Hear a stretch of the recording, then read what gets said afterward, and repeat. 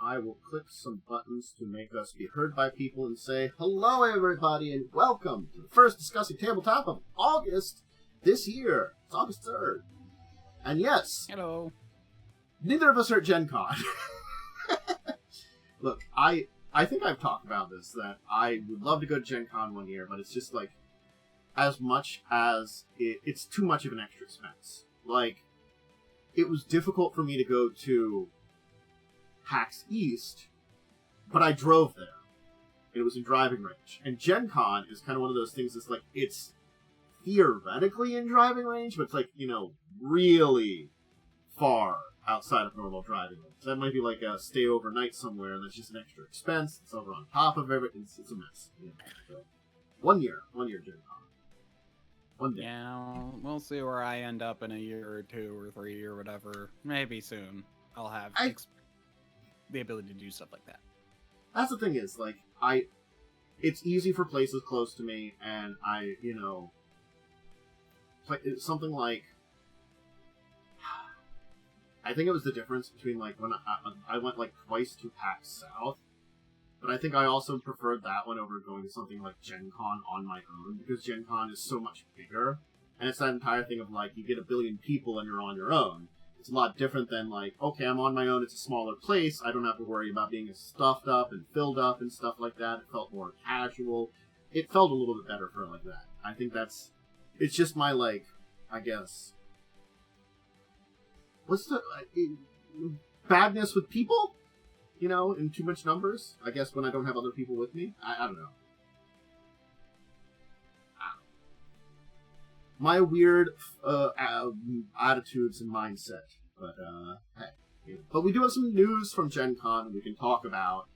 We're having a number of topics, and so today it's going to be mostly the docket. I don't know if we're going to really get into deeper discussion, but I'll kind of hit up on this. Yeah, I delayed everything searching for a fridge for my new apartment. Well, you're not necessarily at fault, because again, I blame myself for, like, not securing, because I was relying on Momo was going to be off work a little later, but then they just, weren't feeling up for joining us and some various other things going on, so it's sort of like, they couldn't, and I should have been searching earlier in the day just in case, and that's on me. So, I don't blame you. I also made it sound like there's a very good chance I would be there on time. I didn't realize that my mom wanted to get ready for the party before we went shopping. She didn't want to... Well, she still isn't fully ready, but yeah. I get it, though, because it's like... it's the evening and stuff, so she needed to do stuff. I did not realize my... notifications were so small in the corner and had to be adjusted to max screen. I think I just did it for this this one here. I didn't adjust it when I went up to higher video quality. Look, it's that weird thing of like, look, I've been trying, anyway, we should get started. We should get started. Got a bunch of little topics to talk about. Let's start with some D&D and Wizards stuff, and we'll go through all of that. There's a bunch of little crap from D&D and Wizards from this week, and a bunch from Gen Con, and yes, and we'll probably hear a lot more by the end of the week and into next week. But for now, the one thing I wanted to talk about a little bit for Magic was we got Mystery Boosters 2, which is very weird because it was both a special at Gen Con, or as you typed in the docket, Myster Boosters. Did I put it Myster Boosters? I did. I forgot the second Y. Myster with a Y. There's the announcement for it. So this is an interesting thing because it was like there was a panel for Magic, which I've heard a lot on, and I'll probably hear a little bit later on. Probably not a huge... It was Gavin Verhey, who's a big person that does work at Magic. He had an AMA panel, and these Mystery Boosters 2 were basically shown off. Now, Mystery Boosters were a thing that was before, which was kind of weird, interesting product that is just sort of like a bunch of crap thrown together in a packs. And it included some very interesting and unique things in them, like it actually included like weird playtest cards and stuff like that, where you get like these cards that have normal back, but like a white front that just was like, very loose, like, you know, picture and text of, like, this is just something testing out and stuff like that, you know. And apparently, these are coming to MagicCon events. You can be brought at home through Festival in a Box, apparently. So you can actually buy them at home, which is a very interesting thing. And I'm wondering about the print-on-demand related stuff like that, because it's showing up on the secretlair.com. So is this more just like we're going to have some, or is it more going to be connected with that?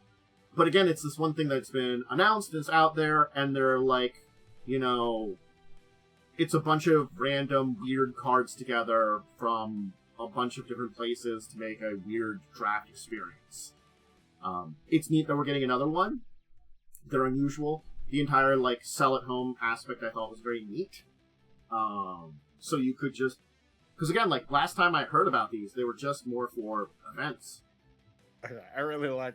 I'm looking up one of the... I just wanted to look up, like, one of the mystery boosters from last time. And I do love just the hand-drawn... It's like... It's very simple. It's like, I could totally see...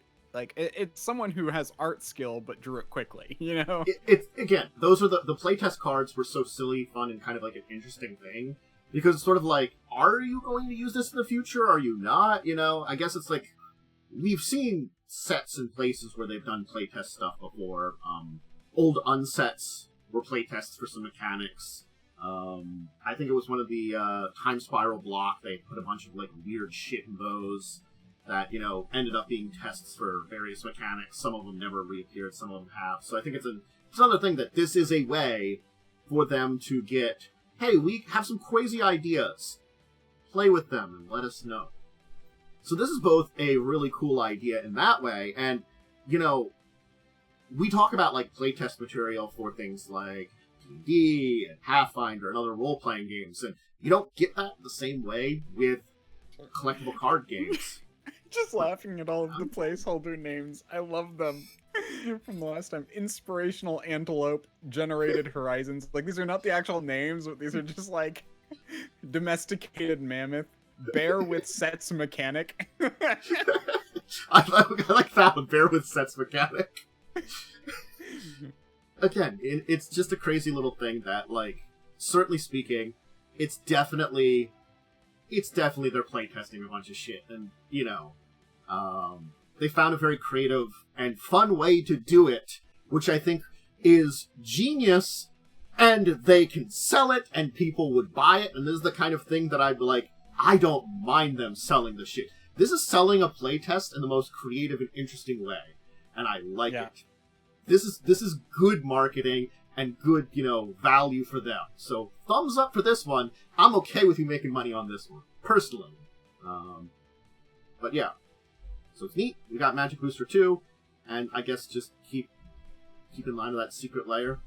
I probably should comment, because I think, it was earlier this week that we had the, so much stuff with, okay. I linked a bunch of videos. There's a bunch of videos linked on my Discord now. I'm trying to link some more videos. And to just comment on the Secret Lair stuff, I did a Secret Lair video from Talarian College in my Discord, who talks about stuff with that. And we talked about the Secret Lairs last week, and they sold out so quickly and had lines. So and had, like, people waiting in line online to buy stuff. Yeah, which is like, so weird. Over an hour. Which tells me, again, if people are waiting over an hour, that tells me not only is your supply really low, like really, really low, and the demand much higher than you're buying for. Because the thing, print on demand, I don't mind if you provide in a decent amount that will sell out at a time. It makes it so, like, insane in my mindset. Because, again, it's the secondary market, and the scalpers were selling it for so much money, and if they don't like the secondary market, don't do shit like this. Or do they? I don't know. That's a complaint for another day. Maybe next time they do Secret Lairs. Yeah. Basically, people were able to buy them at their prices and sell them for higher. So basically, you know, it's like a lot of things you talked about is the Secret Lair worth the card? And it's like, oh, this card's worth X amount. It's like, okay, well, then you buy the pack, sell that card, and then you make your money back because it's more expensive than the actual set you buy it for, you know? It's just kind of like... Yeah. what's the point in the secret layer then if you're just gonna have to pay the price anyway? And the thing Secondary is, market price anyway. if done correctly, it would drop the price on the secondary market a little bit, but not heavily affect it, because it would maybe, like, make the overall price down, but the one that's this unique one might stay up at least high, you know? Yeah. That's making the market healthy and providing, like, reprints and stuff that people need and want. If they did that better with that's the core that makes a secret layer as a concept not a bad idea of these promos, because it makes it that they're, like, still a premium item and could sell for a higher price than their normal price, but it keeps some certain reprints in, and it keeps prices for other things lower and accessible for people for aspects of the game which end up being cruel in certain or critical in certain formats. And I think that's a thing that they don't fight very well. Or don't try to. So this got me started on it just because they're selling the festivals in a box soon at secretlayer.com. Yeah. So we learned more about Project Sigil, as it's being called, which is their 3D sandbox. So I'm first going to link the closed beta, which apparently you can kind of sign up for, I think, if you have a D&D Beyond account. And then I will link an article about what they were talking about. So this is, again, the Unreal 3D DTT that D&D is working on. Here's the article from EN World that kind of goes through it. I heard some other people talking about it. I saw a few videos on it, but I thought this was a good article to kind of get into it. The idea is it's going to be 3D miniatures. They're not going to necessarily be animated. There will be animated spells. Minis have poses. It's going to be using Unreal 5. It's going to launch on PC, mobile, and consoles. There's the closed beta I kind of put the link up to. They have a creative mode in there. Honestly, I'm looking at the creative mode. I'm like, this is actually better than, like, any other VTT I've seen before. Like, this is actually, like, video game levels of editor design. The good thing is that, again, this is the people working on it saying, at least, so I don't know if how the people in charge, because they do have a new president and a lot of changes are happening, and hopefully it'll end for the better. It does sound like they are saying they don't want this necessarily to be a video game. It's a VTT. You know, it's a tabletop place. So when I say video game level of, like, editor, it's like, I don't know if you've ever played an editor with like a game with a level editor. It's like they generally are very well made, and this is actually the best I've seen. Yeah, that's what I understood you saying. That's got that because it's in Unreal. It can have that, you know, the level editor being very good and very up down. What I was trying to say was, it's like you're still not getting like a actual game experience. You're going to be building a map, putting things on the map, but it's not going to be like, you know, like interactions like an actual video game. You and your players are still going to be like doing a thing on a virtual tabletop like you'd be doing anything on a virtual tabletop. You might still have to like do /roll 3D10, you know, like I'd be like that I'm fine with, but it's like the idea of, I mean, it looks like it's going to be a 3D view, and you can like move the camera around, and it's going to be really interesting. And I'm like, okay, that's actually really cool. I was not expecting it to be to this level when I heard about it and saw the little intro stuff. Like, it looked very top down, if I remember correctly, from like the very initial tests that they did. Here's some things that I heard that were good sounding, at least in my book, to a degree. So you will be like, it's you technically wouldn't have to purchase anything. It would have like a free set of assets and stuff like that. That's the basic idea they're going for. But through the Clues beta, they're going to be learning a lot of stuff. That's what they've said. Again, I don't know how much they put in this article here. This is just from me seeing a couple people talking videos about it too.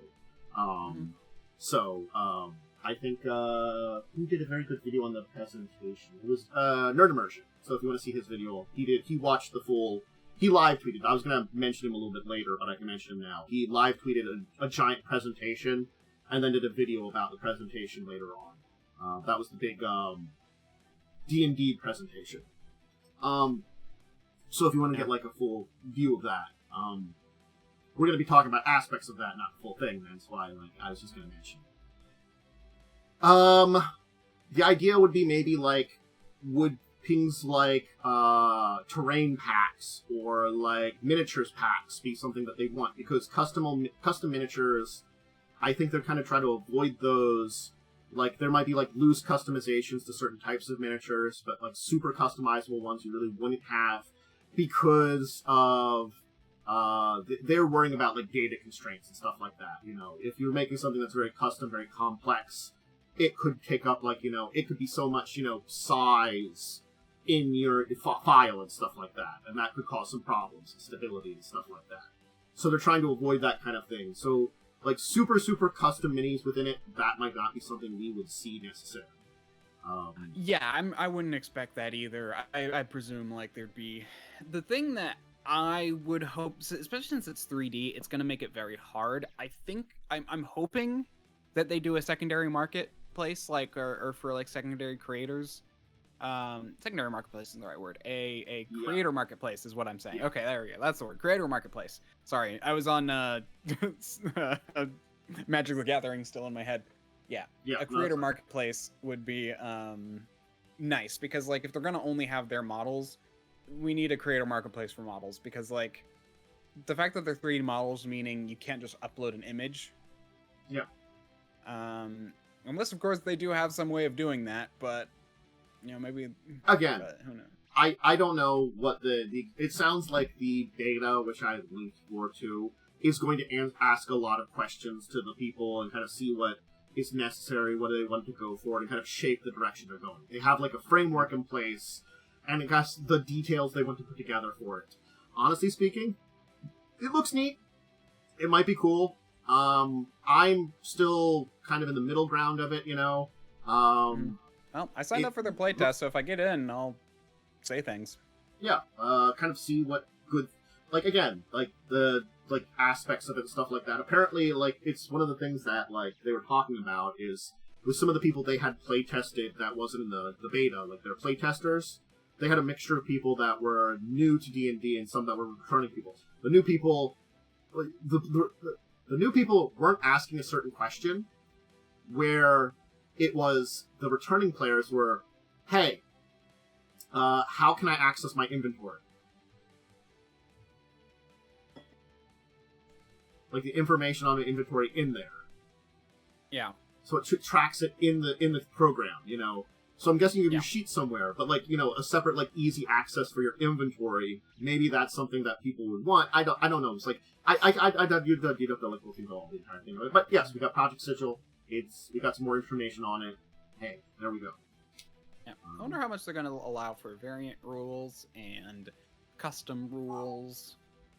Because that's the thing, is like a lot of D&D is custom stuff. Like so many people play D&D with their own custom rules. So hopefully that kind of stuff is accounted for. Yeah, I don't know. Because if not, then what's the point? I'm sorry, but like there really is a point where like, yeah, you can have the game at its base, but at that point you have to play the game raw, and in some ways it's better just to use another program that's more flexible. There were some interesting things that I was like reading up on and going into about a lot of this stuff, especially with their updated rules and stuff, and you know, so there's some things that are to be discussed, which we'll talk a little bit about today. But there are some interesting thoughts that definitely you're thinking that I would think too, along the lines of this. So, because like I know it's supposed to be VTT. Yeah. Which implies a lot of customizability, but I'm totally fine if like they have a default that you can then adjust. In fact, I feel like that's usually how you want it to be. It does sound as though like it will be very default in a lot of ways, because you won't be purchasing books for the VTT. You'd be giving them on D&D Beyond still, but they won't be necessarily connected to the VTT. Yeah, and that's the thing. If you noticed, so I don't know if you clicked to sign up. I haven't yet, because I don't remember if I have a... I might have to reinstate or get a new D&D Beyond account. I think I used to have one, but I didn't find the stuff for it. Well, when you do, it says, like, pre-order the rules bundle. So I think there's going to be separate rules you have to purchase for the VTT. It's probably you're going to have to purchase the new rules stuff in D&D Beyond to go along with it or something like that, maybe? Maybe, yeah. So I don't know what they're going to do with that, but I did notice that like there was a thing for that. So, I do want to hit on one point for the new 2024 D&D, because we did get the crafting rules. And I did see some people, because we're going to talk about it, there are reviews of the book coming out. So, yeah, people I'm not in a who position can get like early access stuff. There have definitely been a bunch of people that did it, and there was been discussions on the crafting rules that I've seen some people do. And so I just wanted to put what they put here. I'm going to say, the Player's Handbook crafting rules, I read through this, I looked at what some people showed, and I have to say, it's fine, it's simple. Not really complex, you don't really make any checks, you just spend money and time, and that's it.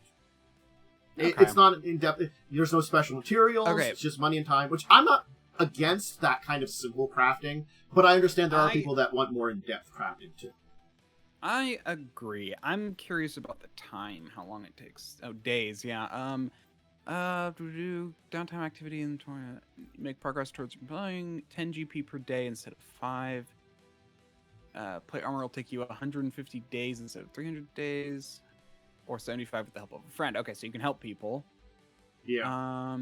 Crafter origin fee gives you proficiency. Still, like, I'm not gonna lie, 150 days is kind of ridiculous. Like, even 75 days feels like a lot. I mean, it's technically not, but it feels like a lot. I guess it's that mentality that, like, I have as a person, you know, in actual life, you know, that comes to me when I shouldn't have that mentality. I understand it, but, like, I think that's why I like more skill or check-based ones, because sometimes they can cut down that time. It was, like, interesting. Yes, I'm not gonna lie. Pathfinder 1st Edition was the last time I really dived into the crafting system. It isn't great. It's a little too complex. There could be a middle ground between these two. Okay. Well, they lowered the price of scrolls, so at least those aren't going to be forever. Yeah. Okay. And again, we have to see what the stuff is for... we know there's more rules in the DMG. We just have to see what they are. Yeah. Which we can talk a little bit about. Yeah. I'm someone who thinks I like this better than Pathfinders, I'll be honest. I dislike that Pathfinders is like, make a check and you lose materials if you fail. Again, that's why I said, like, I like some more complexity, but I think that's a little too much complexity, and I like a middle ground, personally. Well, that's the thing, is in Pathfinder 2e, it's really simple, but it's basically all determined by one roll, which I think is dumb. Multiple rolls might not be bad, and, like, I understand some people like the ideas of, like, special materials or something, making things either easier or harder, or making, like, maybe makes it, like, you can grab something, like, special to make it quicker or something like that, you know? Yeah. It was under skills, survival... I haven't checked the 2e crafting in a while, though, so... Or I haven't seen the core version of it, too. I'm just remembering the first edition version, which I think if you like critically fail, you lost material, like, or like really did bad. But I don't know. I mean, like, we did really bad. Yeah. So if you fail, you salvage the full value, but you have to start over. If you critically fail, you ruin 10% of the raw materials you supplied, and then you can try again. Okay. It's not terrible. 10%'s not. Yeah, okay. It's not as bad as I thought. I was thinking it was like 50%. I'm not gonna lie. I think there's like a 50% penalty in like first edition if you like miss the DC by like 10 or something. It is like a critical failure, but they don't call it a critical failure in that one. Yeah, basically you spend 2 days. So what I like about Pathfinder though is they have. Where is it? Where's the chart? They have a chart. Same chart. Charts are good. Oh, right. It's the general skill. Yeah. It's this chart. Yeah. So basically, yeah, this is like, you can do things like, yeah. So basically the way it works is, I realize now you can barely see it, but the chart is Yeah. You can look it up online. I'm it's sure. How much gold? Basically, it's basically your level based on your level, and your level determines how much money you can put towards a crafting a day. So basically, like you at 7th level, if you're and your expertise in crafting. So it's like at 7th level, you can put 2 gold and 5 silver pieces each day towards the crafting. Okay. So the way it works is you basically spend like 2 days, I think, and then you can basically spend like the full price of the cost. Okay. But then every day you spend after that, you can supply that amount of money until. So it's a thing. I think it's kind of dumb. I actually do kind of dislike the length of time it takes. That's always the thing in crafting systems. I feel like they just make it like. I understand it's this idea of time is something that you would take to craft a lot of stuff, but I think it's that argument of it's a fantasy world. There's goddamn magic. Maybe they're not as efficient as we are with our technology, but they can be somewhere in the middle, you know? Yeah. I mean, there's kind of this point where it's like when it takes, like why does it take days to make an item? It's like, oh, I can make one healing potion in like a minimum of 2 days, but then I'm paying extra money for materials. I do like that in like first edition Pathfinder. Basically, majority of potions you can create in a day. You know, yeah, that's a great thing. So it does take you a day to brew a potion, or maybe I think that some of them can be more than 1 day. But like if they're really cheap, but still. I think a good crafting system in an RPG limits the materials, not the time. I think the idea of special materials isn't a bad idea either. You might have to find for certain things. That's a cool idea, but again, that's a hard thing to implement. They're not really doing. Again, there's a lot of these things. Actually, there's a real easy way to implement it. Is in Pathfinder, at least. I don't know about because Pathfinder levels and monster levels are basically equivalent. So basically, you can just say a level of an item needs like a part from a monster of an equivalent level. That'd be pretty cool. That would make sense. Yeah. That'd be a good idea for it. You know, so it's like see, and again, like that works out pretty well. It makes it kind of cool. So yeah, so that's what I would do if I was like that. In my opinion, it's like okay, if you can kill 10 monsters of your level, you can then make 10 items of your level. You know. I probably would do is I would just maybe make you kind of discount on creation or make it. I'd probably do like stuff. Yeah, or maybe time that's a little less. One of those 3. I'd do time personally. I think time is the most limiting factor. I'd honestly just make it so it takes you like. Yeah. It's like you get a special material that that is a little more efficient at when you're creating, so it makes it a little quicker for enchantment or creation. You know?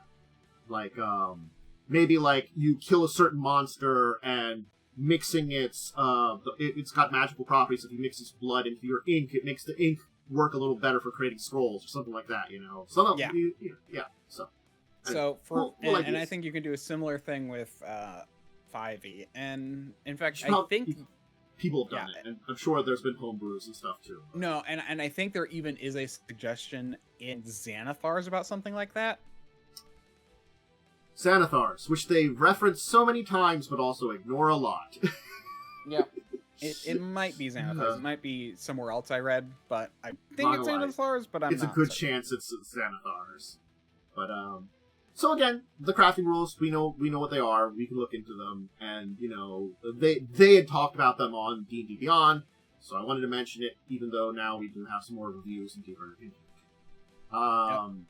So I do want to give a couple of links here on stuff, because I want to talk briefly about, we know more about what's going to be in the Monster Manual and the DMG right now, as of the announcements that they made. So I'm just going to link this one here because it was one over on Ian World. They've got a bunch of articles about some of the stat blocks they showed off. So we knew more of them. So we have a general idea of how the stat blocks for monsters will work. So we do have a bunch of these like capstone monsters. We're a lot more like big high-level monsters. So we're not just... We have monsters of all levels. There's a lot more monsters that are in here. There's a lot more monster groups.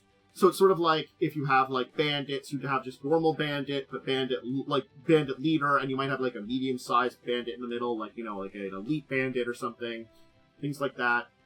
Everything is alphabetical now. So if it was like Black Dragon, it's under B, not under Dragon. Okay, I'm gonna be honest. I think that's actually a little dumb. I dislike. I agree that I think categorization is nice. In fact, one of the things that bothers me the most about Pathfinder is they don't include all animals under A. They subdivide most things, but they don't include animals together. They used to do that. They opened it up a little more because I think they did sort of doing multiple types of an animal, so they subdivided them. It's true. And, well, that's because you can be animal and beast, or just animal, or just beast, and that makes differences. Yeah. But and there's like 3 different cats. You could do, yeah. But I'm saying, like, you could put all mundane type animals in one category. I think that'd be helpful. You really could. I'm not gonna. I will agree with you there. That's something that they used to do more of. This idea isn't terrible. We do it again. Skeleton, Ancient Green Dragon, Kuo-toa are the 3 that they have this stat block pictures for. But I just put Skeleton here one because it's a good example of Skeleton, Warhorse Skeleton, Minotaur Skeleton, Flaming Skeleton is like 3 examples of skeletons, so they're doing more of this. Their art is much more dynamic pose, like the battle against like an army of skeletons. They're doing more art like that. Yeah, I think that's a bit of... Honestly, I think that's kind of a downside. It doesn't give you a good idea. It gives you an idea of, like, what you're up against, but it doesn't give you an idea of what it looks like. It is cool, and I to a degree, but I guess it's, like, the idea of, like, it's not just a standard picture anymore. And I don't know, like... There is both advantage and disadvantage to it. It's more dynamic. It shows you a lot more of them. And I'm looking at the other 2 pictures, like the... Green Dragon's creating like an illusion, and the Kuo-toa is like a Lord of Kuo-toa, like on like a giant helmet that's on a hermit crab throne. They link it in the thing there, so it's kind of interesting. Yeah, I don't know. These were the previews we got from the Monster Manual. You know, we got an idea how the Monster Manual will work.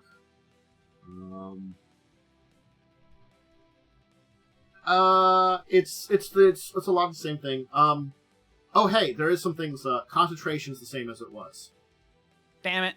Oh well, I'll just homebrew it. Yeah. Why did I know that? Because I forget who it was, but someone was talking about,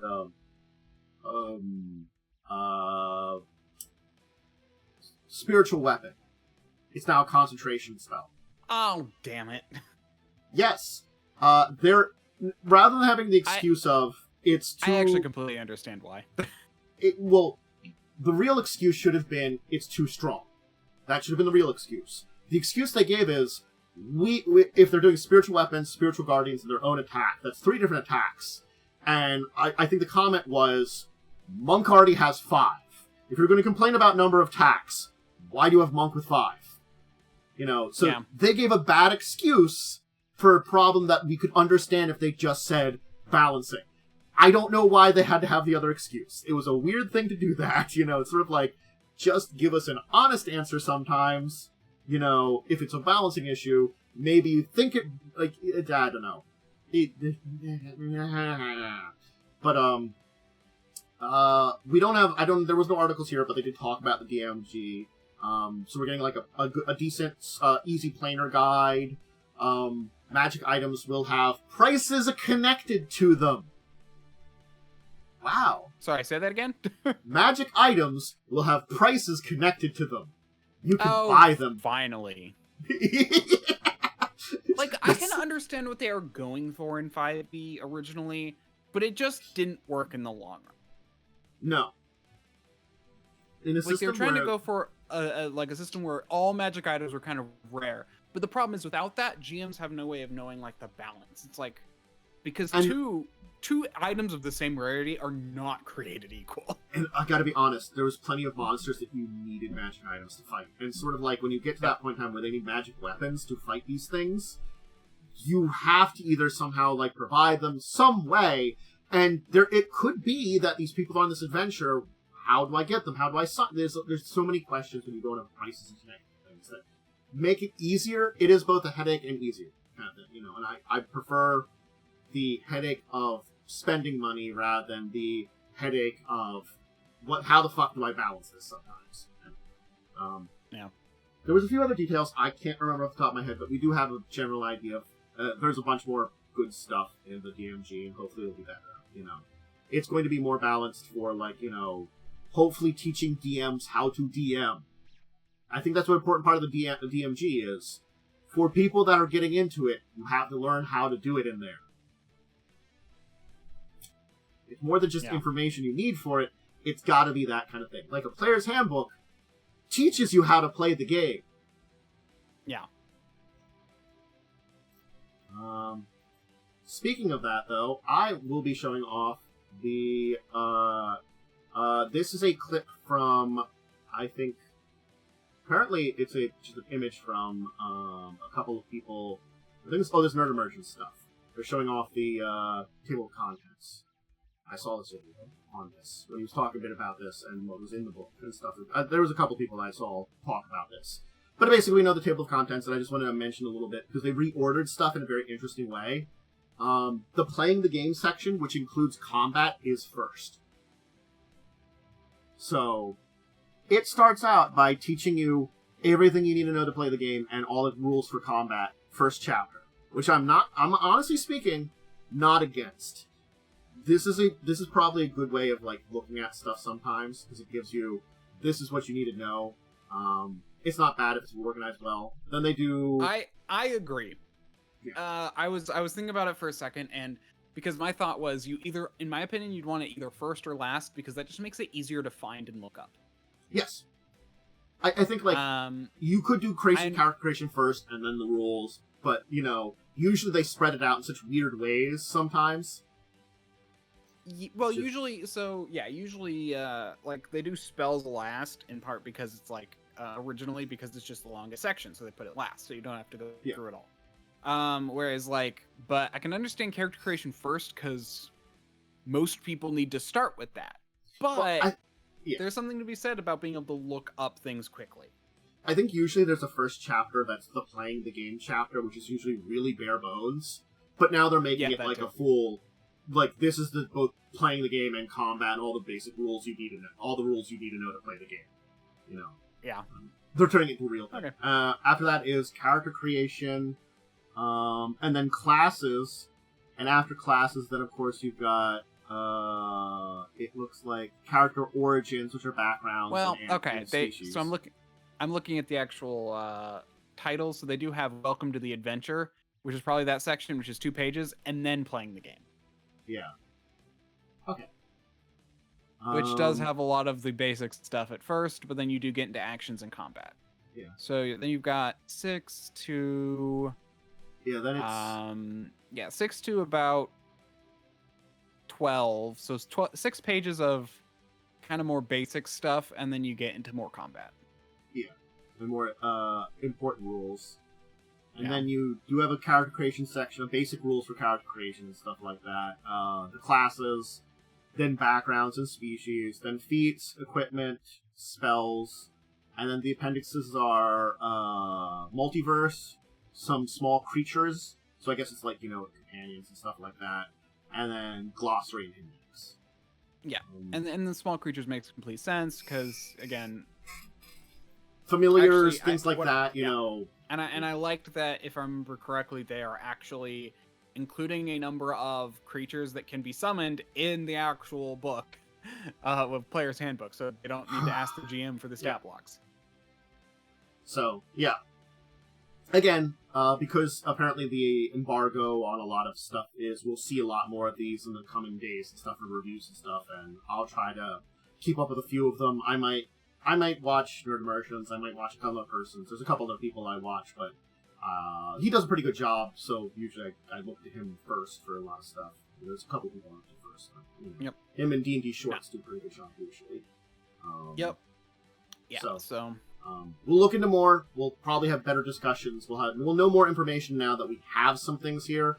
I don't think until like we can get our copies will we know what physically is everything here. We'll have a general idea here.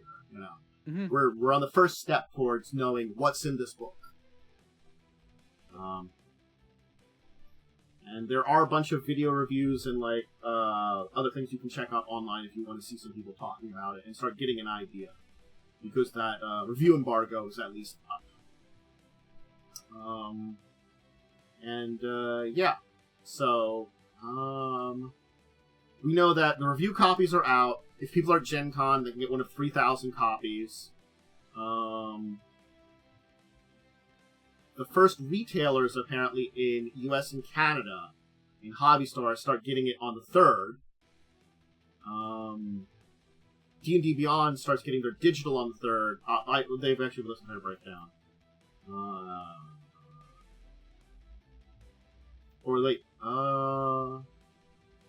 Yeah. Here's this breakdown that they have of all the release dates of something like the 17th. I don't know why they had to have like a billion release dates, but they did choose to have a billion release dates. It's pretty standard, honestly. Like this, normally they hide this kind of stuff and basically just say it releases on the 17th, you know? Yeah. But when you have a bunch of like, yeah. So. It's like these are like the digital. This is the thing here. You know, I guess it's like sometimes like it's just 1 or 2 dates. There's a lot more because of like. We know when the reviewers are getting their stuff and can talk about them. We know when Gen Con is selling a bunch of these, which I wouldn't be surprised if the Gen Con copies are already sold out. 3,000 at this point in time. Yeah, I guarantee it is. This is already at the end of day 2, so it's completely sold out. Yep. So, yeah. And I was going to, because, again, the live tweets and stuff, I'll just put Nerd Immersion's Twitter here. His X, whatever you want to call it. I'll link that. I would recommend, like, again, his video, he has a video talking about the press release of all the information and stuff like that. And he live tweeted it, so good on him for that one. I mean, I think about that kind of things like when I'm at PAX Unplugged. I'm not as good at that kind of thing, like live tweeting something. That's a skill that I have to put in my brain. Like, I'm paying attention to something, I should let people know about it. I'm learning something. Yeah. Part of me just feels like people wouldn't care. It's true. One last thing. Well, no, there's a couple of small things. Hey, we do have another Kobold press book up with D&D Beyond, Book of Ebb and Tides. Momo was talking about this, and I did see it then over on the site. It's a pretty decent book about the Plane of Shadows, and gets into that. So again, we're getting more information up on D&D Beyond. That's pretty good. Thumbs up on that. Just wanted to give that a shout out. If there's anything else you want to add to that one, it's more third-party stuff. But there's a thing I want to talk about at the end of this D&D set that relates to this kind of thing, which was very interesting. Yeah. Let me see. Plane of Shadow, Bearfolk, Intelligent Ghouls, Shadow Fae. So these are like races. Umbral Humans. Yep. Ratosks. Oh, like Ratatosks. So like Ratatosker from so they're squirrel people. Squirrel people, yeah. And a couple other interesting meetings. So a bunch of Shades, people. Blind Ravenfolk, Unbound Satyr, Weird Gnome. There's definitely subclasses. Again, there's going to be like a major issue with this to discuss in a minute. We'll talk about that in a minute because of something. There's one more thing in between here before I have an article that I saw that I want to discuss in a minute. Is the problem going to be about how these are for the old D&D and that is probably the exact reason we're going to be talking about in a second here. Yes, it is actually. Okay. Anyway, so we're getting Dragonlance Chronicles Omnibus with a foreword by Joe Manganiello in 2025. This is an interesting one because I remember hearing about Joe Manganiello working on Dragonlance stuff a while ago, or been trying to work on some Dragonlance stuff. He's a big fan of it. I thought he was trying to work on a movie or TV series or something. But no, we're getting basically an omnibus of some of the big, it looks like the book series. The starting Dragon of Autumn Twilight. It's a hardcover group of the Dragonlance novels, I'm pretty sure. If I'm reading this correctly and understanding this correctly. By an omnibus editions, I think it means like basically one that has a collection of multiples. Yeah, multiples. so basically I think this is the Dragonlance novels. Yeah, this is the Dragon. This is like the original Dragonlance novels from like 1980s. Yep. So that created Dragonlance setting. So that's pretty cool. Not gonna lie, that is definitely a very cool thing to get a omnibus for. The hardcover for $35 if you want to read the original Dragonlance novels and see why some people really enjoy Dragonlance. I was okay with it. Not my favorite, but I thought it was a neat setting. How many books are in? This, I think, is the original trilogy of that set everything up. So I don't know how many overall Dragonlance books they have there. Okay, there's also different collections.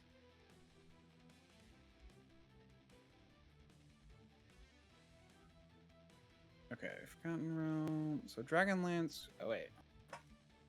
Oh, okay, and there's some Forgotten. I'm sure there's a lot of Dragon. I'm sure those authors went and did more than their original trilogy too, but that was the original. Oh, okay, yeah. This is okay. I'm just saying, like, okay. They also have ones for Forgotten Realms. I didn't realize that. Oh, there's a lot of books from a lot of different series. So, this is an interesting thing that I saw that really makes sense, and I want to talk about it a little bit, because I didn't think about this until I saw this little article here. Apparently, third-party people are referring to the new system as 5.5. Oh, wow. Who would have fucking guessed? And it's the compatibility issues. You know, that was a thing that, like, I didn't remember as much, but apparently this was something with third parties, that there was a lot of problems with going from 3rd edition to 3.5 for compatibility. Because, similar to now, it was forwards compatible. Where stuff from before can kind of go forward, but not really backwards. But even then, it's not all completely forward compatible, because D&D... You still have to use the old classes. You still have to use the old classes with the old subclasses, and then just use your character in a new setting. Which means you have to use an inferior version of a character. But you can't do certain things with character creation, because you can't do character creation with their rules. That's the thing. Because... remember, like, ability scores are now tied towards backgrounds instead of species, and have rebalanced the way that species and backgrounds work. Yep. That's a rebalancing that third party doesn't do. And supposedly they will include a thing about how to combat this in their thing. Hopefully it's worth it. Apparently no one's talked about it yet, though, is the thing. No one has. So, that's the thing. No one has talked about it yet. So it might be in the DMG. That's the problem, is it might be in the DMG. We might not see it for a while. They said it will be in the player's handbook. That is one thing they did say in the original thing. They said there's going to be a section about how... We're going to have to see that. Weapon Mastery is also a big change, because Weapon Mastery, that means if any third-party people put together weapons, they don't have a Weapon Mastery for it. It's an inferior weapon already. So they've got to, like, go back and do a... Well, you can just use a weapon, because, like, the weapon masteries are just categories, if I remember correctly. I think it's just the idea that there's it's the basically there's a bunch of work that makes compatibility difficult in a lot of ways. Compatibility has always been an issue. Yeah, that's why I think they should have. They kind of knew this was going to be a thing. They did try and put some effort into making rules or exceptions for this, but yeah, no. There was something that you mentioned, which is that the changes in 5e, like, I didn't know this. I think I watched the video with that Matt Kobold that you mentioned. But it's like, there's a whole thing where, yeah, if these changes are even more drastic than 3 to 3.5, then compatibility is going to be way worse, because there was compatibility issues back then, you know? I think that's one of those things is that I didn't think about it as much, because I was just a player during that time period, and I did get the new books and stuff like that, and we didn't really use a lot of the 3rd edition stuff after there. We used some of it, but I'm pretty sure there was just some weird issues and glitches and stuff that we couldn't use anymore. Like, I can say, like, one thing I can remember is the Ranger worked completely differently from 3.0 to 3.5. Same with Druid. They got you can put all 3 points into a single skill? Jeez. That's apparently a change I didn't know about. Yeah. Animal companions were based on this amount of hit dice you could have. And you'd have to find animals and befriend them. It changed to what was more what a lot of people use in the future, which is it's a certain animal and it gets stats based on its level, which like Pathfinder used and stuff like that, which, honestly speaking, was a lot better, but I remember also abusing the old system a lot. I'm not going to lie. It was an abuse. Because they also gave us magic items that were like, you can just have like another 10 hit dice worth of animals that you can have. Oh man, I just have to find more giant animals. I think I had like 4 dire tigers for like a druid character. It was kind of gross. You know. But yeah, no. So it's like, those are compatibility issues and stuff like that. We're seeing more of them. And I really do want to see in the player sample what we see on it. Because I haven't heard anybody talk about it. And I think that's the thing that I'm going to be looking forward for this week or the upcoming weeks, for someone to talk about what they say in there. How much do they say about it? And yeah. Their idea for branding and keeping the branding is causing issues. And I think it's sort of like, it is a problem that they can't win either way, because there was like problems with 3.0 to 3.5. So it's sort of like, if there's problems, I think they're going to be now. Can they win? I don't know. Apparently, so what it sounds like, though, based on what I'm reading here, is they're kind of doing the exact same thing, which was the issue. Basically, the OGL for 3 and 3.5 was the same. So all you had to do was say it was for 3rd edition.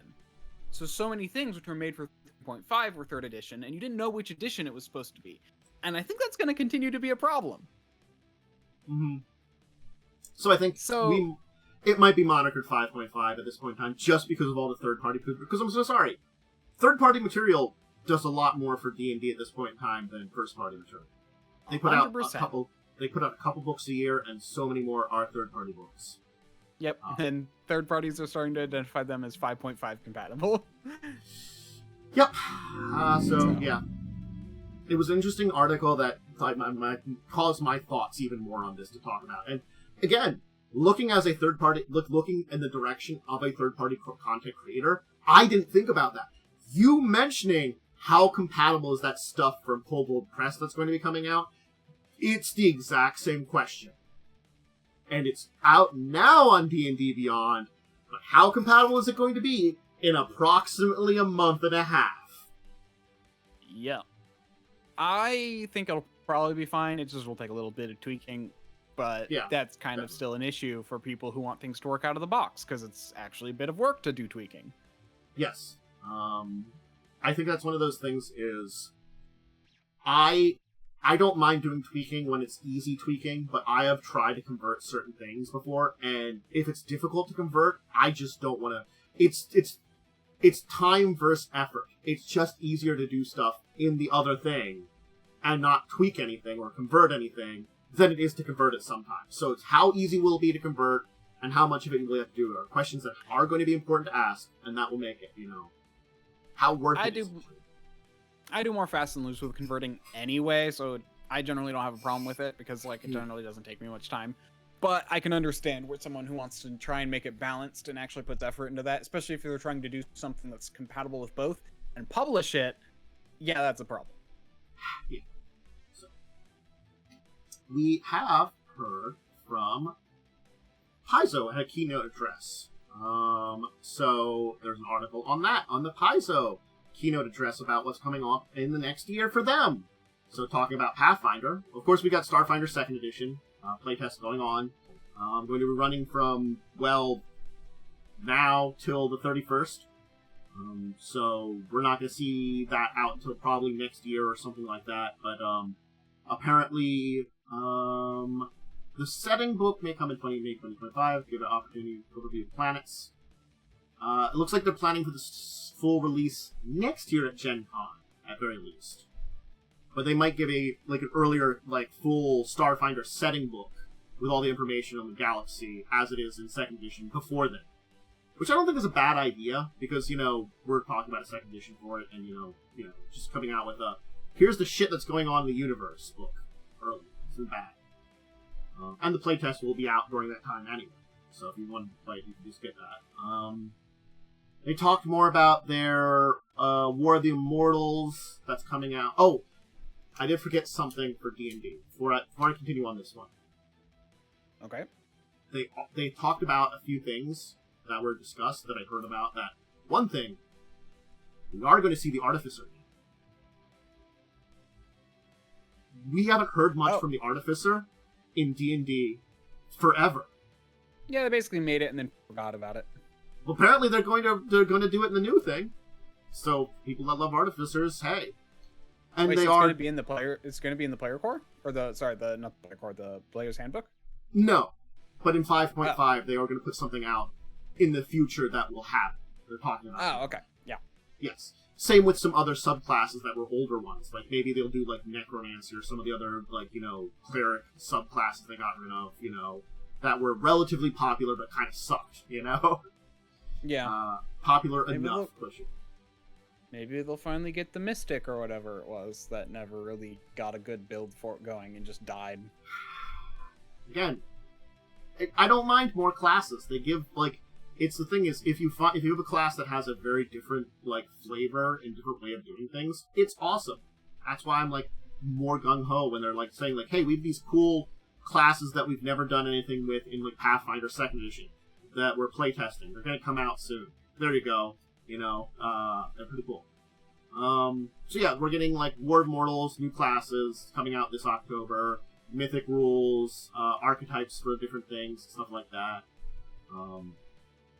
They talked a little bit about the upcoming adventure paths and stuff like that. That we're getting a character. They did the world guide for TNZ. They're doing the character guide for that. So it's going to have 6 new ancestries, 7 new heritages and versatile heritage archetypes. A lot of it very Asian fantasy folklore culture, which they've been doing. They have a new product, the Adventure Claw of the Tyrant, which is a hardcover compilation of 3 adventures, a low, a mid, and a high-level adventure that are all tied together, so you can either do them individually or do them as a series. So it's basically this could be your adventure path of 3 adventurers, or you could just do them individually, and they're at different levels, and then tie them together.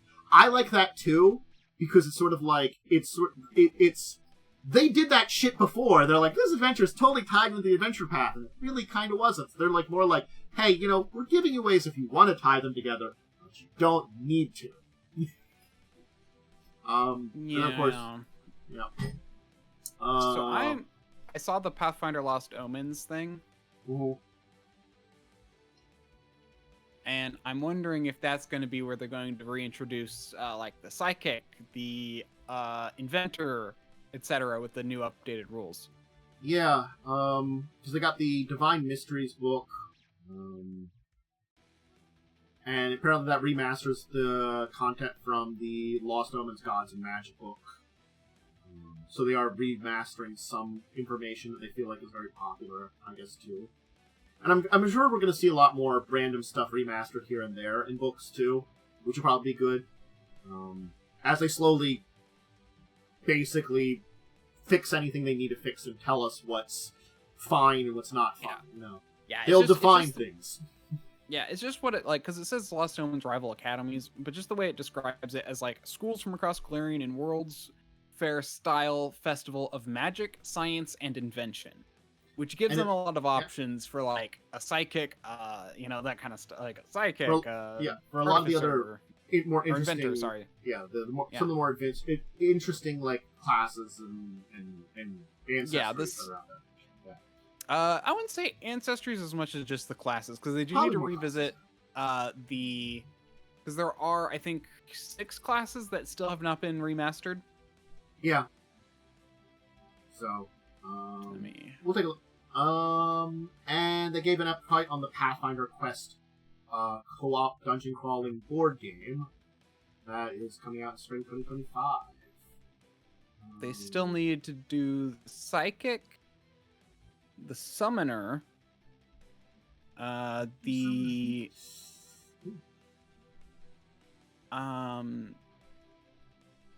Magus. Okay. The Gunslinger, the Inventor, and I think the Investigator. I'd have to look up Gods and Magic to see which ones were in there. Because if some of them were in Gods and Magic, they're going to get remastered. Let me just look. If the Investigator was in here, was in book 2 or not. Oh no, the Investigator's in here. So yeah, it's just the Magus, the Psychic, the Summoner. Yeah, the Magus and the Psychic were in Secrets of Magic. The Magus and Summoner were in Secrets of Magic. The Psychic was in Dark Archives. The Gunslinger and the Inventor were in Guns and Gears. Okay. So there are... Yeah, so that's 1, 2... Wait, what's the... and the Thaumaturge, sorry, was also in Dark Archives. So yeah, they had 2 classes from Dark Archives, 2 classes from... Secrets of Magic, and 2 classes from Guns and Gears. I understand why they're... classes they need to redo. I understand why they're remastering Gods and Magic now. Okay, that makes sense. Because it's like, it was basically defining a lot of major and minor deities, and if there's any kind of changes that would be from in the core, that's a pretty good one to remaster. Gotcha. So that's what Divine Mysteries were. Okay. Yeah. Yeah, the thing for me that's just interesting is just... Like, there are now 6 classes that still need to be redone. Again, we'll probably see them kind of like we're getting some new classes they're planning on, and we'll probably see those in various places. You know, as you said, the rival academies, we could definitely see 1 or 2 of them show up in there, and maybe some other like options. Because it's a setting book, they're probably going to definitely have a lot of information on certain places and things like that. So we got a lot of interesting stuff coming out. Yeah, you are right. It is a setting book, so they might not have classes in it. But they usually have a little bit of character options. They'll probably have maybe 1 class or something like that.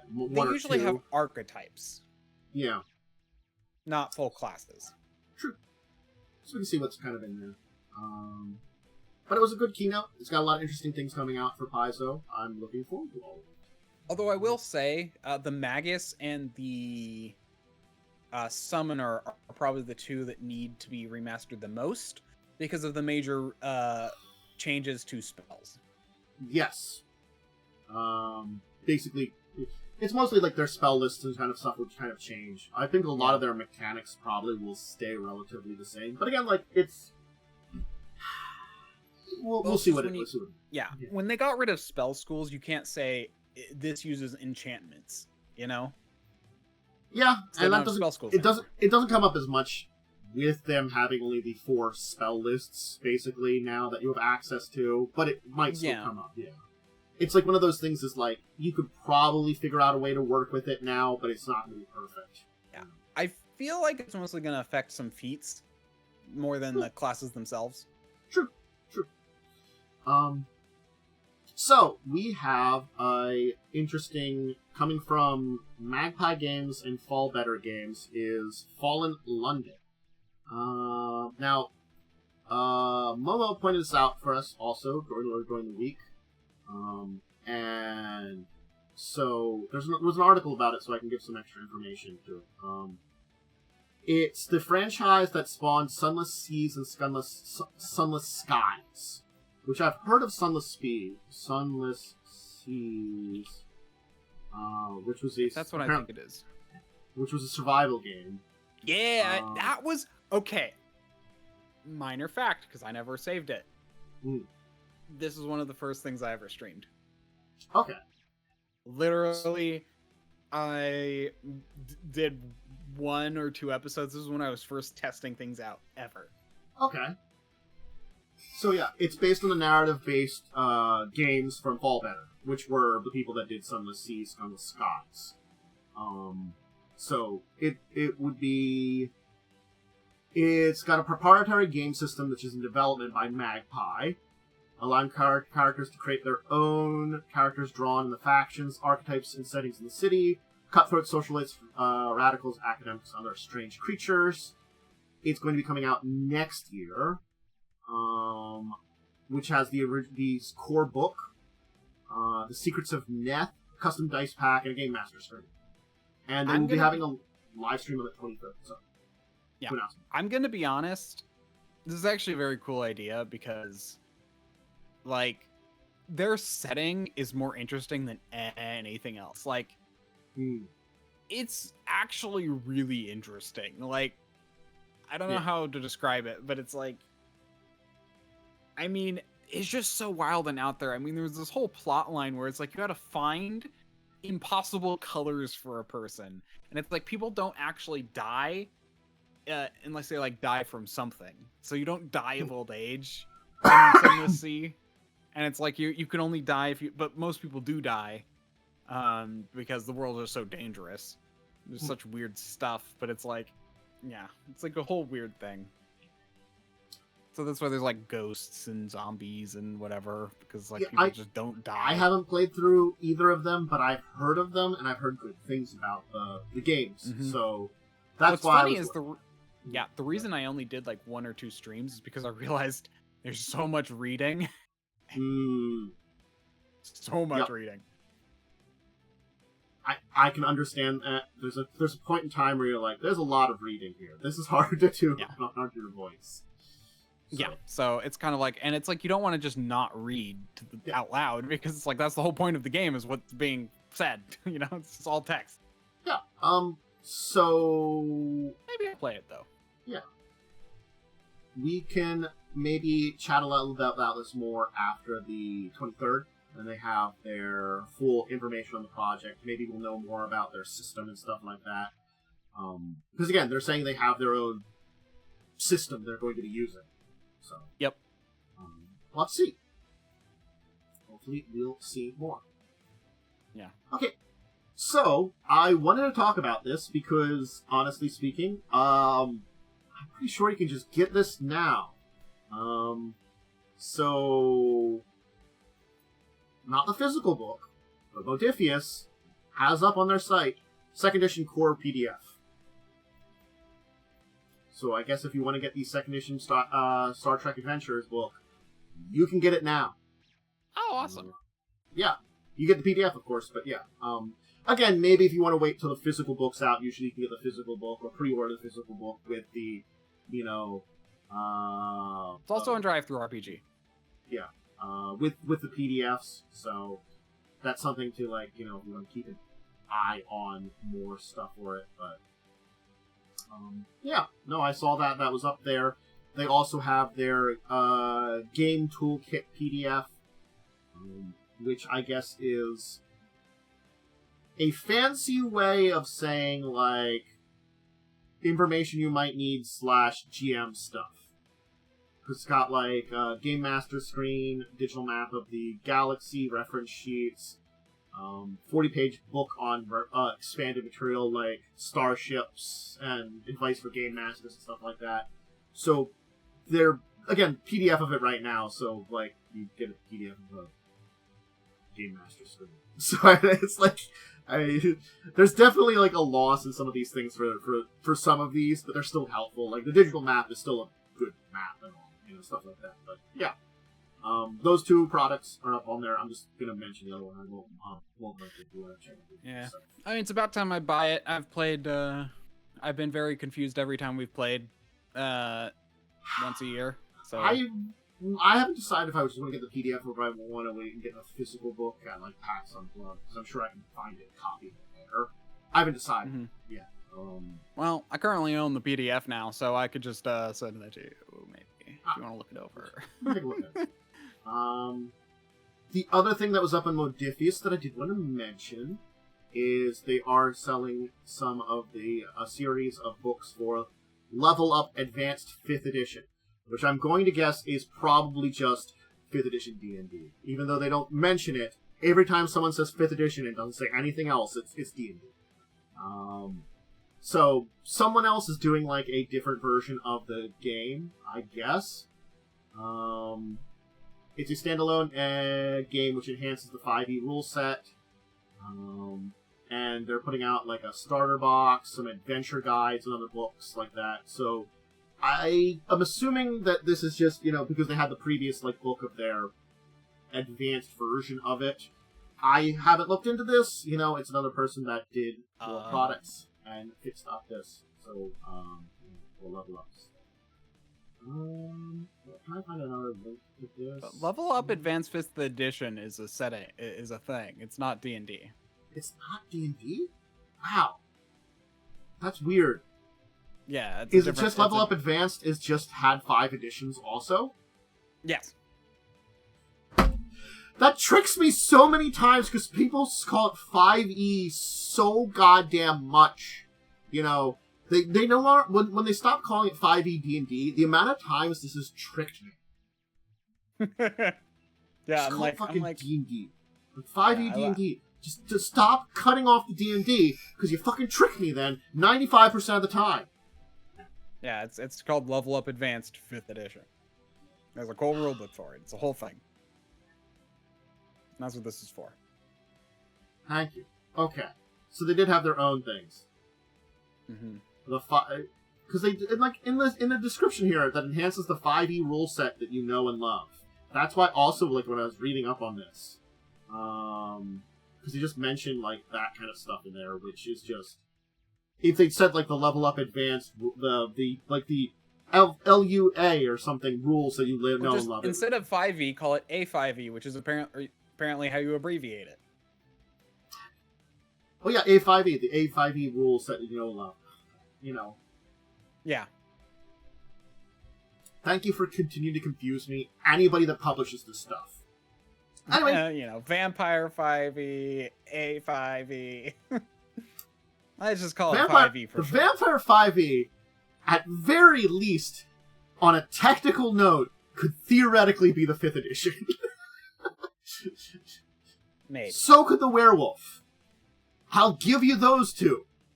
But they also did Hunter 5e. Or they're doing Hunter 5e. And there's been 2 editions of that before now. Fuck you.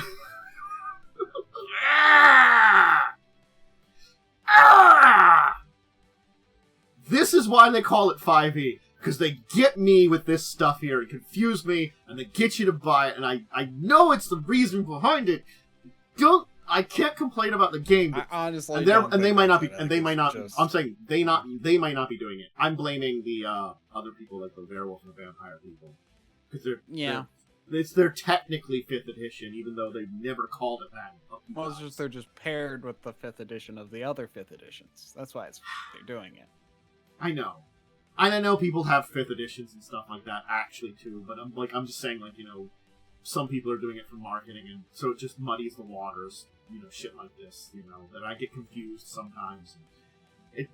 I'm sorry, Level Up Advanced. I'm not angry at you. I'm angry at other people.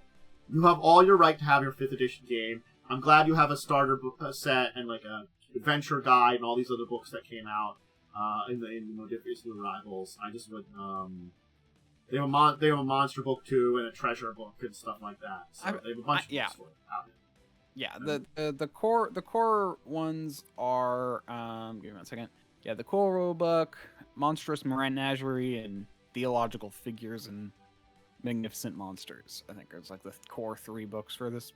But then they've got this whole thing, which is a starter set. Yeah, and they're doing another print of the monstrous menagerie under Modifius, along with Trials and Treasures and Adventure Guide.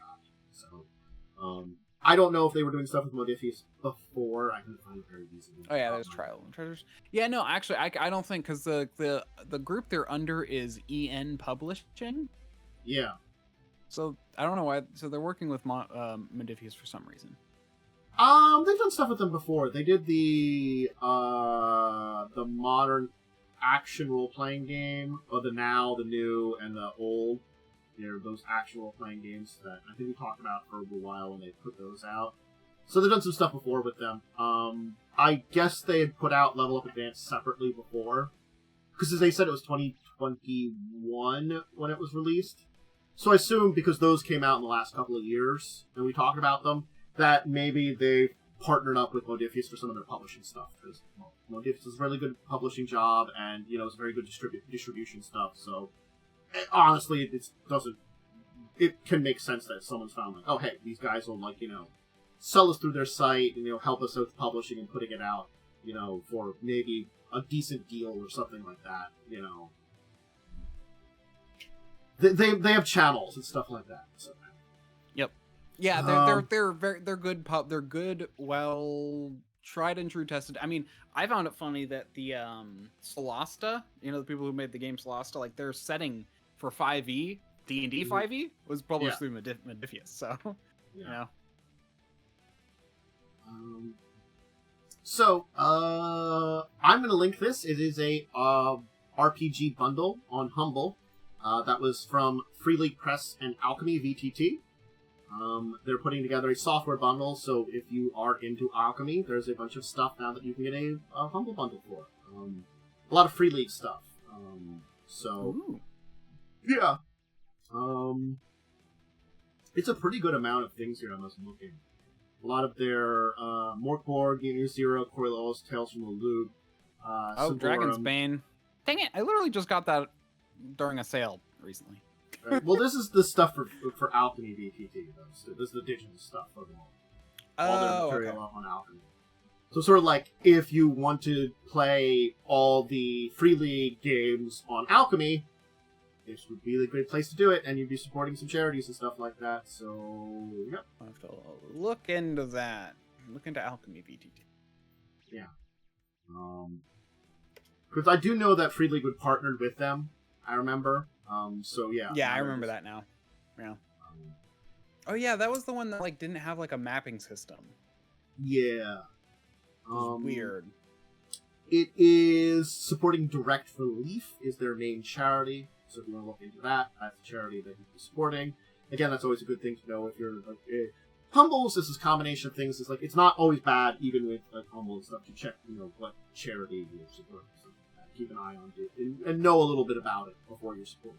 Not a bad idea. Know where your money is going, even if it's going to charity. So they have a little bit more of an article over on Free League's site if you want to check that out. But if you ever buy anything on Humble, go down and click on the custom the custom what do you call it? The custom pricing thing where they actually allow you to give 90 or I think it's their max is 85% to the charity when their default is 5. So yeah, you can see the custom amount and kind of figure out the amount. Yeah, I can understand why they do that, but it's just some people might not know. So it's if you do something on Humble, I understand why they do it, but you can crank that slider up, and you can even give a lot more. I usually give Humble the minimum, and then I give the publisher or the owners of the stuff and the charity half. That's usually how I do it. Anyway, 2 more smaller stories. We first have also from Free League that they're going to be doing a 2nd edition of the Alien RPG. Now, again, this hasn't been out for a super long time. It's 5 years now. That's an okay amount of time for a 2nd edition. And they are saying that what they're doing is a lot of stuff that they've had 5 years to get feedback and information, and they're basically going to be updating and streamlining a lot of the core rules and stuff like that. That's fine. It's fine for a 2nd edition. A lot of people have done that kind of thing. It's fixing up the game a little bit. They're going to be having a Kickstarter, a new starter set, another scenario. We'll have to know, I'm gonna assume that most of the basic, scenario ideas are probably compatible, just some of the mechanics might need to be updated and stuff like that, but if it's a refinement of stuff, great. People were very happy with the Alien RPG. So sorry, I just really like the title of this. In space, everyone will hear you scream for joy for the 2nd edition of Alien RPG. It's just I get where you're going. It's kind of this thing where it's I think it's great, but it also is painful. It's one of those painful puns. Look, I saw that and I just threw it out of my brain. As soon as I saw that, I'm like, yep,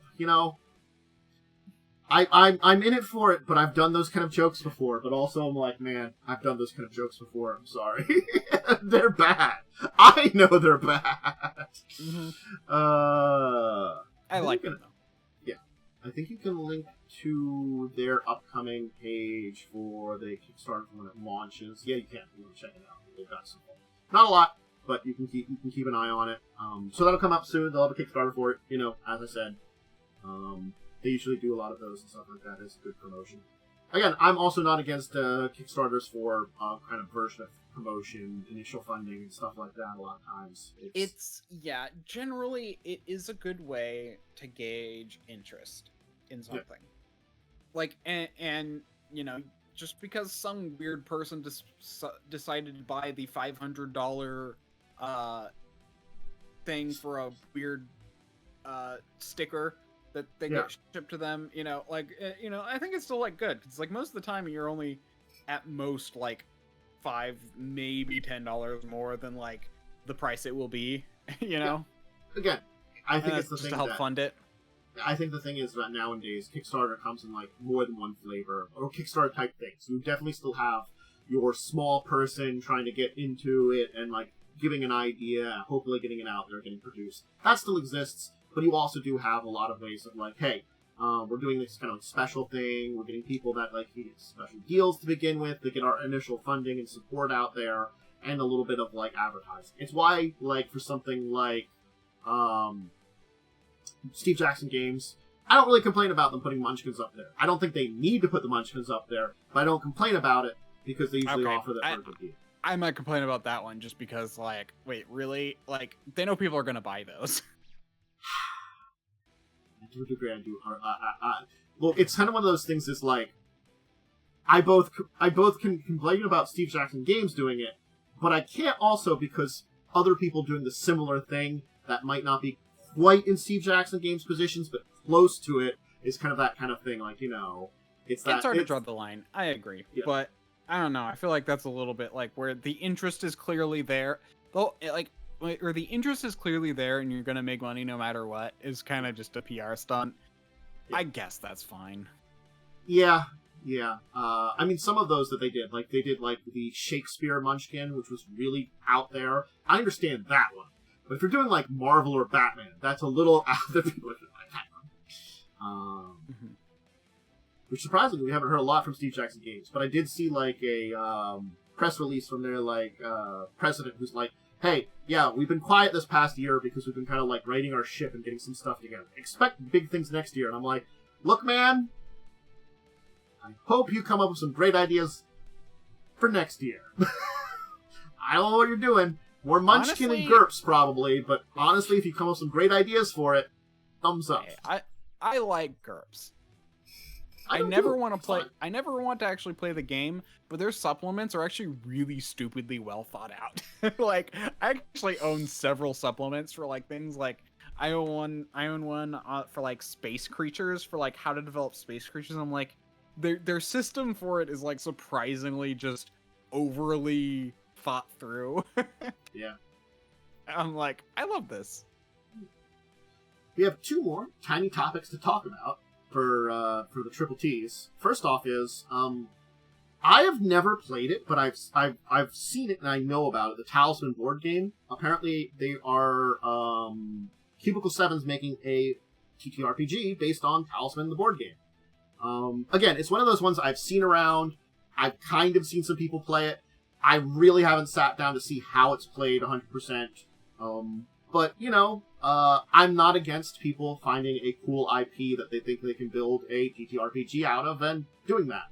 A lot of these board games have cool concepts, rules, worlds they build that some of them probably don't translate well to RPGs and some of them do.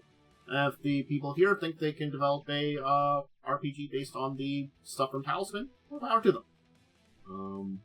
You know, they do give a bit of information based on the game, I guess. Was the 11th Eras began. Far and wide come forth for adventure. Brave and bold, the rally, the enchant lands, heart of all things, in quest of search of wealth, glory, and unmatchable power. But be warned, the road is long and arduous for those that fail. Death awaits.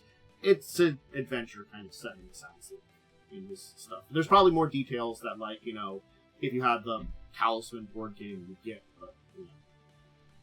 So, it's neat. I wanted to mention it. You know, I like when these kind of transitions happen. So, yeah. I don't know if you've had any experience with this board game at all? No. Okay, I'm kind of like looking at pictures on Board Game Geek. Yeah, okay. I mean, it's kind of neat.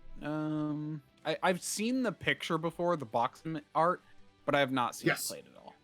Again, I've seen people playing it, kind of. I haven't sat and watched them play it. It's like, I've seen people, like, them advertise and sell Talisman. I'm pretty sure I've seen it at least at one or a couple of PAX Unplugged and stuff like that, you know?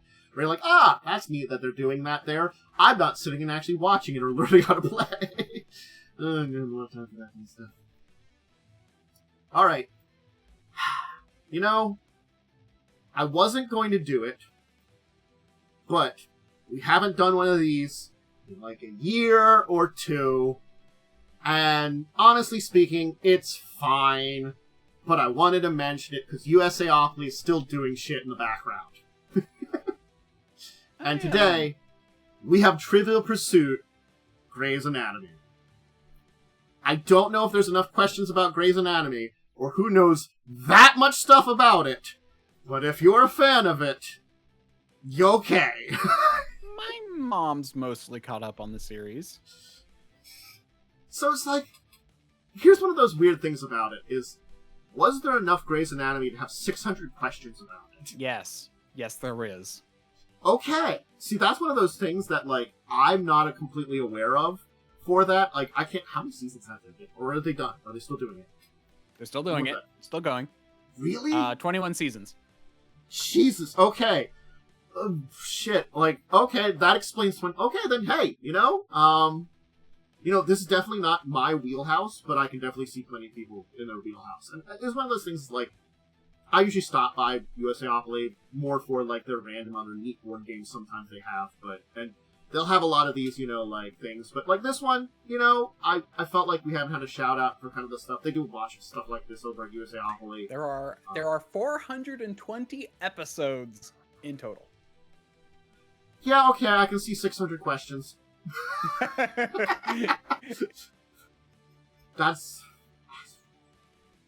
a hell of a lot. I'm like, yeah, no, I'm like, I know about this enough just because my mom watches the show. Like, it's not like she talks about it, but it's like, I know kind of that it's been going for a long time. Yeah, it's one of those things that, like, certain Trivial Pursuits that I see, I'm, like, a lot more questioning. This one was kind of that middle ground, and like, is there enough here? And you have answered my question. There is more than enough here to do the Trivial Pursuit version of it. So, okay! You know? I guess if you're a big fan of the show, know a lot about it, this is a great thing to get into. Yep. I always question these, like, more specific ones. Like, I guess they have enough of a niche audience, or enough of an audience that people will be interested in it, so, you know. Especially the Trivial Pursuits. Those I'm a little bit more cautious on because, you know, like, I know jack diddly about Grey's Anatomy. I've never seen an episode in my life. I'm certainly not the target audience anyway, but, you know, I guess it's how many people would know at least a decent amount of these questions. Because I guess that's the thing about Trivial Pursuit. You should really know at least enough questions, I guess.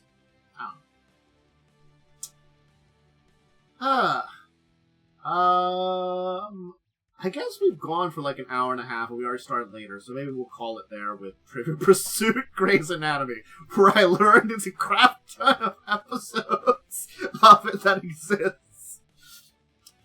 Man, there's a couple, there's like I don't know if I would ever look them up, but I know there's a couple of those shows that are like, are they still going? I don't know. I stopped watching TV a couple years ago. So... I'm sorry, there's 430, my mistake. Oh, man. Jeez. The first thing I looked at was slightly outdated. They've had a few more. I guess they've got a season still going then right now. Or... Yeah, they're on season 20. Or no, they're on season 21, and this only goes up to season 20. There's probably even more then. Jesus. I'm gonna go Wikipedia here for a second. Alright, I'm on Wikipedia. Oh. Huh. Like, it says 21. Or is it 21 coming out? Oh, maybe that's where it was like people talking about 21 coming out. Oh, okay. They've got the 430 right now, and season 21 is probably the one coming out. Oh, because I think the seasons start in, like, September-ish, don't they? So... Oh, yeah. Season 21 premiere September 26, 2024. That's why it's a bunch of things saying Season 21. Oh, Season 10 was a smaller 10-episode season. Oh, interesting. Are they going to have more episodes in Season 20... They apparently vary. Most of them are 24. And then some are like 22, some are 20, yeah. And then the weird one was the 20, the 10 season one at the end. I can see the time periods. Was that because of the strikes? Oh, yeah, there was the strikes. March 20... let's look. Because normally it goes from, like, September, October to May. And this one went from March to May. So I think because of the strikes in 2023, they might have not had them. So it was 2023, wasn't it? Last year? Yeah. Jesus. Yeah. So that might be why they didn't start producing them until, like, the second half. Okay. They're diving into Grey's Anatomy on a tabletop show. This is what Usaoploly does to me. This is why I rarely dive into them, because this is what Usaoploly does to me. It dives me into a level of hell I wasn't ready for. For Yahtzee games and Clue versions of games and Monopolies. Usaoploly, this is what you do to me. Even to products that I can kind of put to the side and say, it's fine. Usaoploly! Anyway. They continue with my arch nemesis. Nemesis? God. I'm done. Yeah, okay, we're good. So the last season, yes, because the last season ended May 2023, and that's right around when the writer's strike started. So I would not be surprised that caused a major delay in the next season. That's why they only have the 10 episodes. I guess because they normally do 10 and 10, 10 during fall, 10 during spring, winter kind of thing, Yeah. So they probably cut the first half because they couldn't do it, and then did the second half, once everything was resolved. Makes logical sense. Cool. We figured it out. We're smirch. SMRT. We can talk about our week this week in gaming, because we did a bunch of games. You did 2, and I did 4. Ouch! 2? Wasn't Joe's game is this weekend, isn't it? Yeah. Joe's game is this weekend. I did 3 then! Oh my god! Every other week sometimes breaks my brain. Or my brain's just broken anyway. I mean, that's also a heavy opportunity. Okay. Hopefully after I'm done moving, I'll be doing more, but... yeah. I had River's game on Monday, which, God, what the hell happened there? Not gonna lie, my brain's a little fried. I'm sorry, I just noticed the name of an episode of Grey's Anatomy is called Cowgirls Don't Cry. And I'm just like, what could that mean? Anyway, thanks, Grey's Anatomy. Thanks. Just thanks, Grey's Anatomy. I don't know. It's fine. It's fine. We've done. Look, this is not the weirdest tangent we've gone on, so I can't lie. We dove into weirder directions sometimes. I just the name of the episode is just like, what does that mean? Anyway, sorry. Yeah. Back to our weeks. Yes, Monday I was a little late to joining the game, and what was going on was we were dealing with basically an assassination attempt that I guess was for our characters more than anything, but it attacked at this. Because we're going to magic school, we've managed to make friends with some noble people, and we get invited to noble parties, because we're fellow bunch of rich students also go to the Magic Academy, of course. And making friends with them means you get good places, especially because I think one of our characters is dating the prince of of a country. So I was busy dealing with weird sports politics because I'm inventing this world's version of football. Which involves paladins smiting each other in the head, which is great. Trying to help them out there just a little bit. And then, yeah, so that was a thing.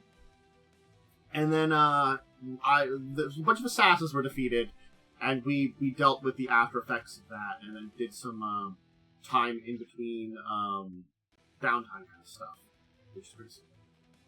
So simple, we didn't get it, we made plans for our next big adventure or link of something, which there's a place to go explore, we're gonna go do it. That's kind of where we left off. It was fun, it's an enjoyable game. It's a little, like, quieter of a game, I think you could kind of say, like a little simpler of one. But it's not bad. It's pretty fun. What else was there? Then Tuesday was more investigation game with Momo, where I have to say, I was very brain broken when the start of the session, and I got better by the end. I think I was feeling a little off on Tuesday. So, like, it's sort of like, I started out with brain feeling bad, and then my brain started working again, and my stomach was kind of feeling upset by the end of the session, so it was this weird thing of transfer. But we just looked into it. We talked like an adventuring party where one of the members basically was dating the person that was horribly, brutally murdered, and then we looked into and found out some information about things, There's like a possibility of some vampires and murder and like all those kind of things, and someone was horribly sacrificed and all that kind of terrible, terrible stuff, So we'll learn more about the storyline going forward, but it was relatively simple. And then Wednesday, which you were part of, we went to the Boneyard. Right. I'm like, what did I do? I'm like, oh, right, not much. I have plans for some storylines that would involve you.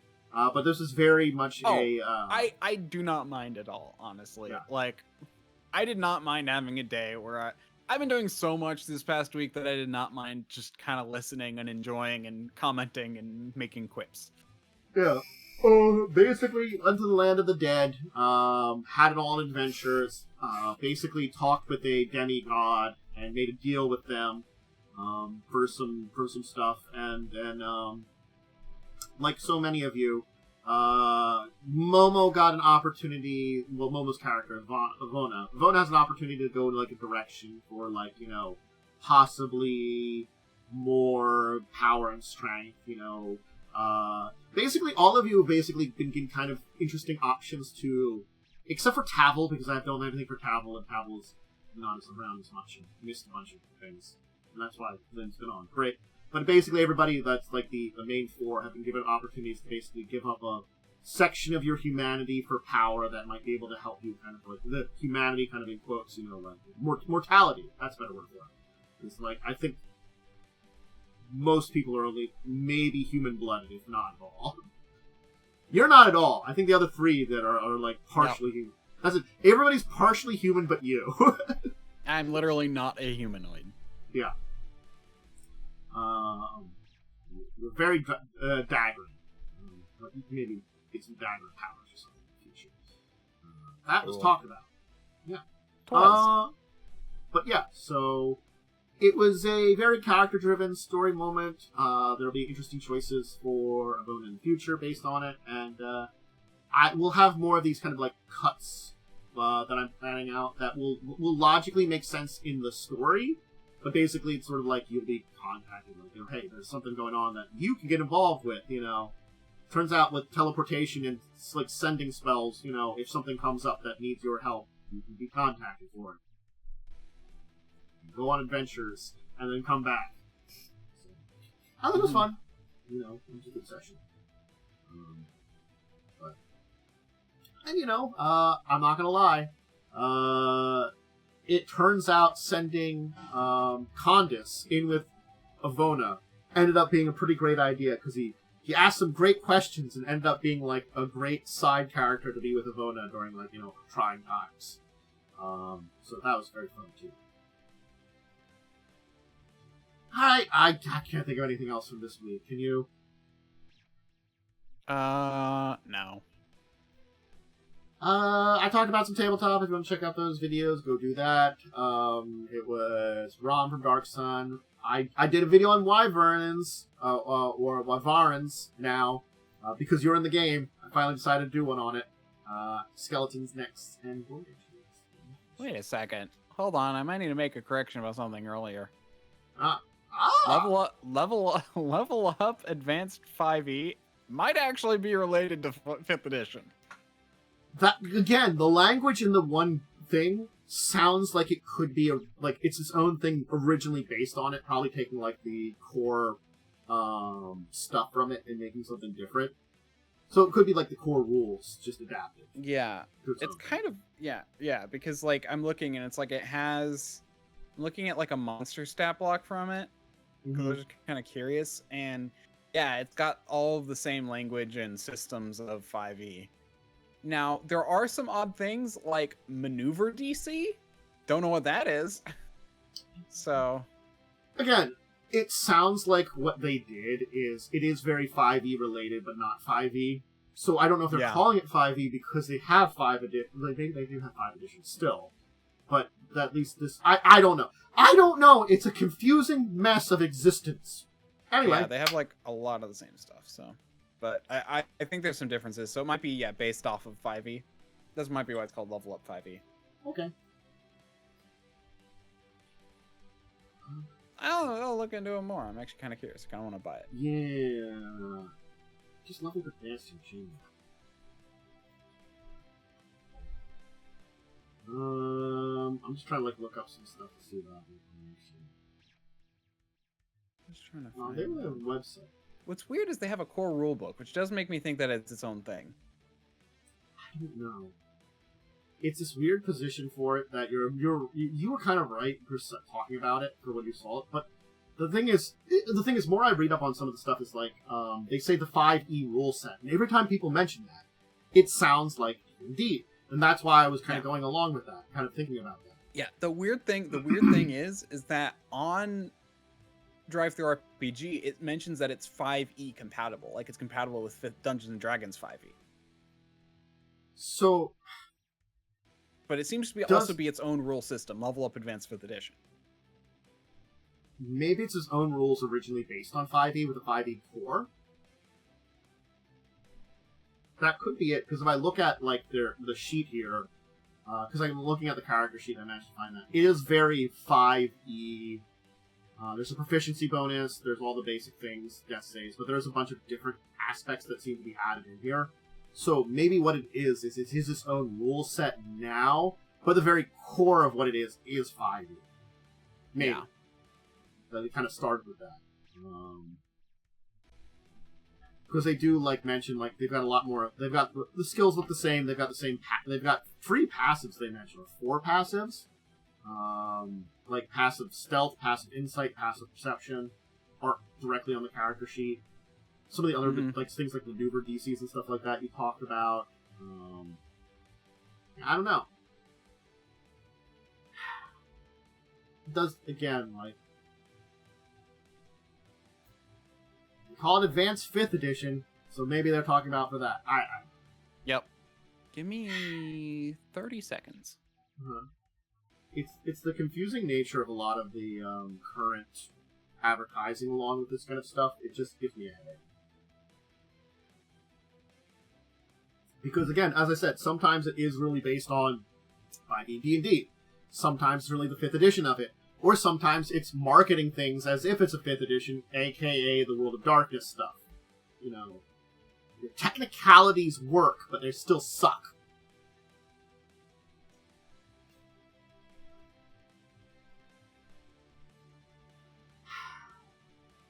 Sort of like, I think I counted it, and like, I think I was talking about this earlier this week. When I counted it up, for D&D, if you were going to be accurate, and match the number of editions equivalent to what World of Darkness did to get, Vampire 5e. There should be 10 editions of D&D. Yeah. If you're accurate the same way that they counted them. Like, doing, like, revised or, like, 5.5 type things as actual editions. They're stretching those. Bitches. Yeah. So it does seem like they do talk about it in their system like it is their own rule set. So I just bought the made book because I'm just like, whatever, I'm too curious. But they do have like a lot of the same stuff. They have heritages, which is basically a race. origins, heritages, backgrounds, culture. I don't know if all of these are meaningful. Destiny, class, level. Okay. So weird. Okay. Anyway, we should probably move on. So again, they do say it is technically, it is technically compatible with 5e in the way that it's a core rule set, and there's a core that connects with it, but they are doing their own version of the game with different sets of rules and stuff like that, and advancing things that would be a level on top. I think that's why it's advanced 5e. Yeah. Okay. Honestly, if anything, it might be honestly kind of along the lines of D20 or whatever that what is that thing? DC20, sorry. DC20 that we talked about, where it's like, yeah. It feels like what, we know of in 5e or like D&D, but its own thing, kind of taking a different direction that's similar to it. I think this one is definitely just taking the Creative Commons 5e stuff, I would call it kind of more like that core stuff in the that was originally in the OGL, 5e stuff, and then building on top of it. So, I think it's probably this. Okay.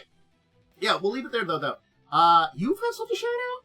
Maybe you do, maybe you don't. I keep doing yeah, DiamondWyrm, twitch.tv/DiamondWyrm, at DiamondWyrm on Twitter. Who knows when I'm going to stream next? At most 2 more weeks, but that's honestly kind of a stretch. I think it's only going to be... I might actually stream tomorrow, too. Depends on how I'm feeling and if I want to just move stuff or do other things. Got a lot of stuff to do for moving. Yeah. But yeah, I know next weekend I'm going to be busy doing stuff as well, because like I have to be there when the fridge is delivered next weekend. Yep. So power of moving. Personally, I haven't had a chance to move, but I have definitely helped enough people out moving around. AKA, I have at least a couple of times I helped Joe move, and I remember how difficult that was. Oh God. I remember some of those times helping people move. I'm like, man, God, I'm glad I'm not doing this, but, I'll help. Yep. Yeah. Myself, I should have a normal schedule next week. We'll do all the various things. We got, I guess because I forgot I had it set up, on Monday, we'll put together the tabletop schedule, because I didn't do that, and then we'll do maybe the one randomizer I was talking about, I think they call it the Ladybug randomizer, because it technically works with 2 games. I don't only play the 1 game. And then do more Elden Ring next week, do the tabletop discussions, we'll do, Crimson Queen on Wednesday. It's going to be a normal week schedule. So, I expect that, and if there's anything else that comes up, I'll let people know, on my Discord and Twitter. I can think of things. Me not paying attention and forgetting that I hadn't set up stuff for for August for tabletop schedule. Yeah. Do that. Anyway, okay. Everybody. I guess we'll leave it there. Again, just because it was a lot of topics and a little later in the show, we're not going to do deep discussion this week. So, yeah. I guess everybody have a great rest of your evening. I hope you enjoyed this. Great rest of your Saturday or weekend. And I guess, check out Worm when you have a chance. And I'll see you on Monday. So until then, farewell, everybody. Goodbye.